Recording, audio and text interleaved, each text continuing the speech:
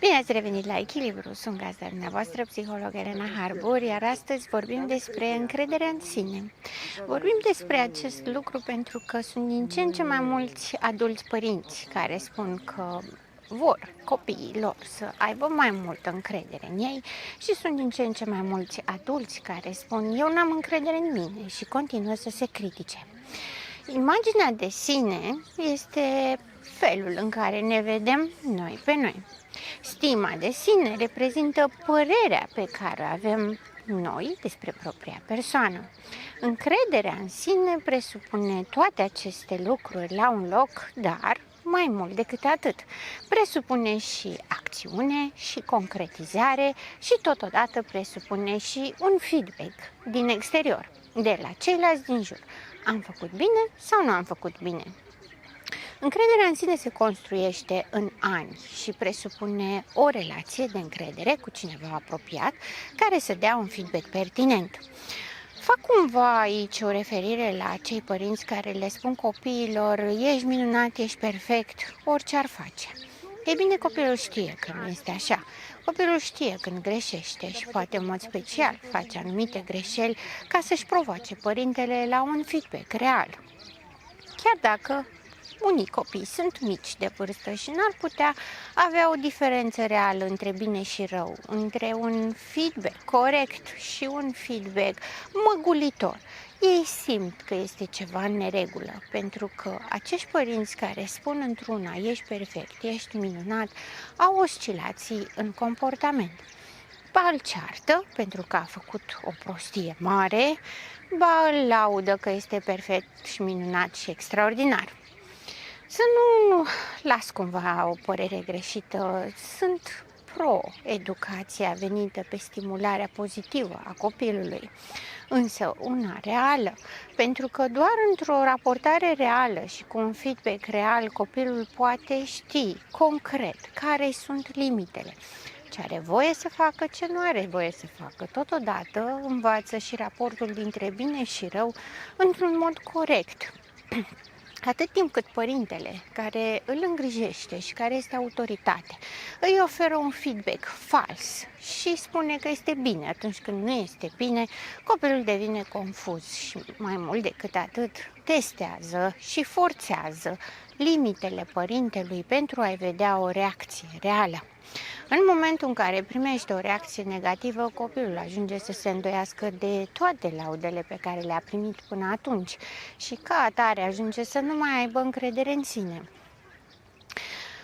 Păstrează această imagine până devine adult și când devine adult are în permanență tendința să se autocritice, să se submineze, să aștepte în permanență răspunsul, feedback-ul celorlalți. Chiar dacă părinții nu mai sunt, deși de multe ori există și în continuare au un rol prezent de critic în viața copilului și în continuare își asumă un rol de a-i spune ce este bine și ce nu este bine să facă, ce decizii să ia și eventual își amenință cu un șantaj emoțional, lasă că vezi tu, că o să ajungi la vorba mea. Copilul devenit adult acum, ceea ce face este să caute în permanență persoane care să-l valideze, care să-i dea un feedback pozitiv, care să-i spună da, este ok, da, ai făcut bine, da, este în regulă, pentru că se îndoiește de sine. Acesta este un model în care încrederea în sine este scăzută. Nu înseamnă că nu există deloc, pentru că de multe ori aud expresia nu are încredere în el. Ei bine, nu se poate să nu aibă deloc încredere în el. Poate nu are o încredere mare, poate nu este cu inițiativă, deși nu știu dacă toți părinții își doresc copilul lor să aibă inițiativă. Cumva de cele mai multe ori problema apare în momentul în care părintele își dorește copilul său să se comporte ca un mic adult, să-și ia decizii corecte, să aibă inițiativă numai atunci când trebuie, ca să nu deranjeze prea mult, să nu fie obraznic, dar să fie politicos, dar să știe să susțină interesele. Ceea ce un copil nu va putea face până undeva la 22 de ani în mod real, pentru că atunci se sintetizează și se fixează structura neuronală definitiv. Până atunci hai să spunem, sunt experimente. Sunt lecții de învățare pe care copilul le experimentează în permanență. În copilăria mică se bazează pe feedback-ul pe care îl primește de la părinți. Crește, ajunge în liceu, în perioada preadolescență, adolescență și atunci feedback-ul și-l ia de la prieteni și din mediul social. Ulterior devine adult și feedback-ul și-l va lua de la colegii de muncă, prietenii cei mai apropiați și în mod special de la partener sau de la parteneră. Pentru că au nevoie de validare și este ceva normal. Nu am cum să trăiesc, să exist, fără o stimă de sine, oarecare. Dar ceva există. Reîntorcându-ne la zona de imagine de sine și la zona de acțiune, nu pot să am o imagine de sine, pentru că de aceea copilul tot timpul pune provocări asupra părintelui ca să obțină un feedback real. Este vorba despre a căuta limite, a căuta explicații, a căuta sensuri și înțelesuri. Și atunci copilul provoacă să obțină o limită reală. Ceea ce primește îi formează imaginea de sine, pentru că părintele întotdeauna vine cu ceva. Ești obraznic, ești cu minte, ești rău, ești bun, ești într-un fel.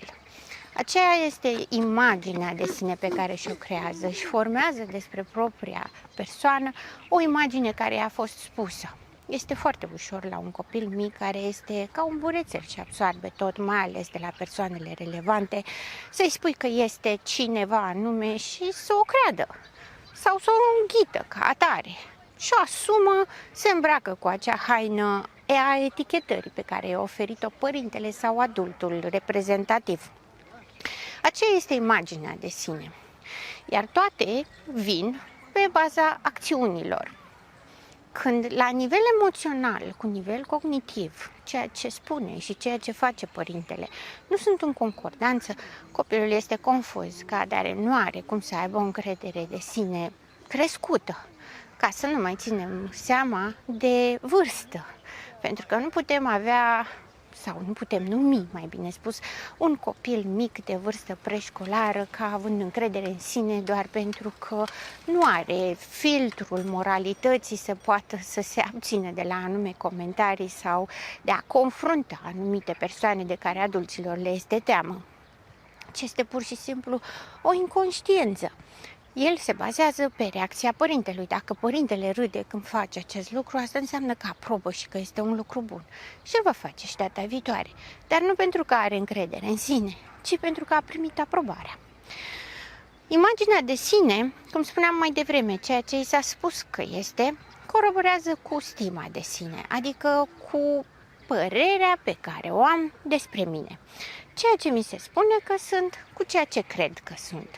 Cu siguranță ați auzit mai multe situații, tot în copilăria mică, le voi da exemplu ca să fie mai relevant cumva, de copii care spun, mi-a spus doamna că sunt rău, dar eu nu sunt rău, sunt un copil bun.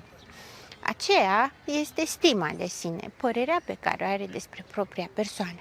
Această părere se formează întotdeauna pe feedback-ul celorlalți, întotdeauna pe ceea ce primește de la ceilalți și pe o minimă triere a binelui față de rău. Când începe să discearnă puțin ce înseamnă un copil bun, ce înseamnă un copil rău și începe să se poziționeze undeva între ele.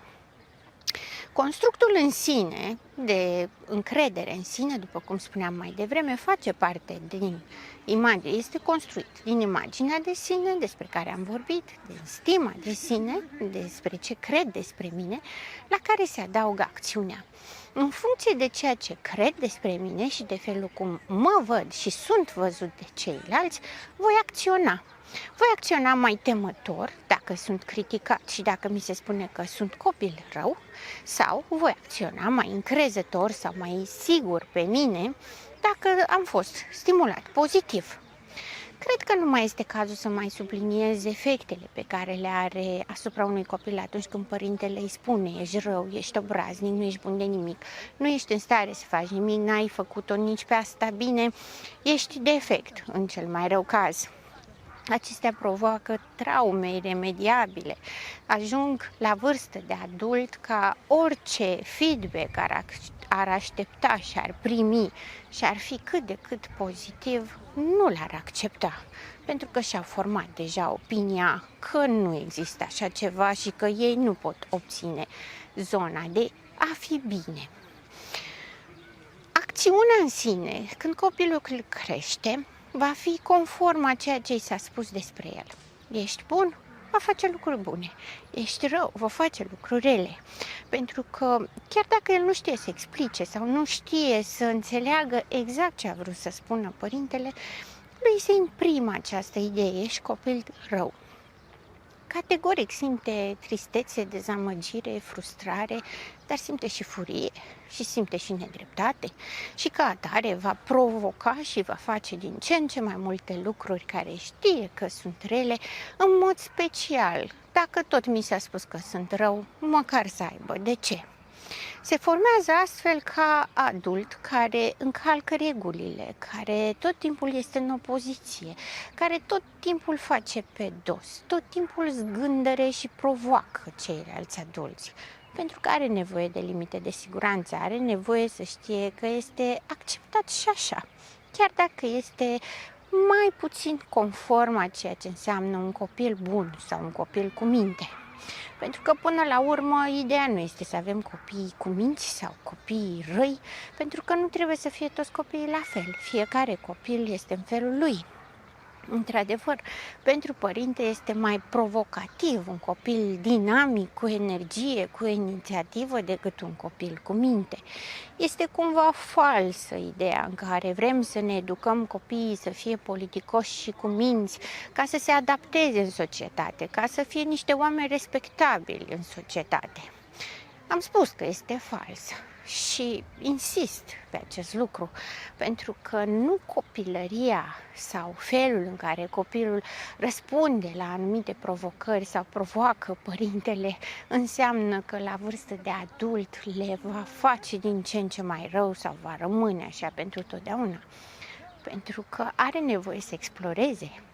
Stima de sine, încrederea în sine se fac prin a încălca regulile până la o limită la care nu se produce rău. Înseamnă ca părintele să fie acolo și să-l lase pe copil să experimenteze și să-l stimuleze să experimenteze în condiții de siguranță, pentru ca să aibă posibilitatea să explice ce este bine, ce este rău și de ce nu facem anumite lucruri care par inofensive și pare doar că părintele este rău intenționat sau capricios față de copil. Așa se construiește încrederea în sine, prin acțiune și reacțiune, prin o constanță în timp a unei raportări de feedback. Dacă mi se spune într-una că nu sunt bun, voi ajunge să cred că nu sunt bun. Dacă mi se spune că sunt perfect și minunat, mă voi lovi de realitate și îmi voi da seama că nu sunt perfect, pentru că nimeni nu este. Și va fi destul de greu de gestionat acest lucru. Va fi destul de greu de acceptat pentru un copil care le-a avut pe toate, i s-au cuvenit toate, el era perfect, să constate că între ceilalți nu este perfect, ba chiar are și multe slăbiciuni. Ca să putem să avem copii și viitori adulți cu încredere în sine, este important să avem o raportare reală și pozitivă față de acești oameni, indiferent ce plusuri și ce minusuri are. Sunt ale sale și pot fi transformate în calități, pentru că nu există ceva negativ la un copil care să nu poată fi corectat. Desigur, exceptând zona de patologie, de boală, dar și acolo se poate corecta. Poate fi învățat ce este în avantajul său să facă. Și mai mult decât atât, trebuie să fie învățat să pună accentul pe plusurile pe care le are, dar nu ignorând minusurile și nu ridiculizând minusurile pe care le are, ci pur și simplu a valoriza punctele forte și a le menționa și pe celelalte în ideea că nimeni nu e perfect. Toți avem și minusuri și, până la urmă, esența vieții și frumusețea vieții este tocmai compatibilitatea și nu excluderea. Sunt gazda dumneavoastră, psiholog Elena Harbor, și până data viitoare rămâneți în echilibru.